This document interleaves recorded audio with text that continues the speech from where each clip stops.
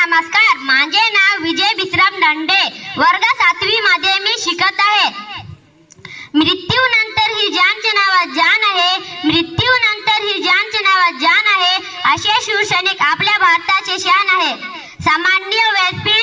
सामान्य व्यासपीठ वंदनीय गुरुजन वर्ग आणि इथे जमलेल्या माझ्या बालमित्रांनो, आज 15 ऑगस्ट आपण सर्वजण इथे आपल्या भारताच्या स्वातंत्र्य दिन साजरा करण्यासाठी एकत्र जमलो आहोत.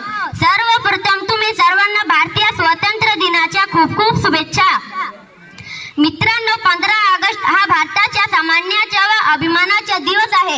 या दिवशी 15 ऑगस्ट 1947 रोजी आपला भारत देश इंग्रजांच्या अनेक वर्षांच्या गुलामगिरीतून मुक्त झाला. आपल्या भारताला स्वातंत्र्य सहजासहजी मिळले नाही.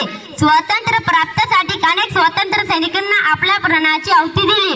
महात्मा गांधीजी, लोकमान्य टिळक, सुभाषचंद्र बोस, मंगल पांडे, भगतसिंग, सुखदेव, राजगुरू, लाला लजपत राय अशा अनेक महान स्वातंत्र्यवीरांनी देशाच्या स्वातंत्र्यासाठी आपले प्राण पणास लावले.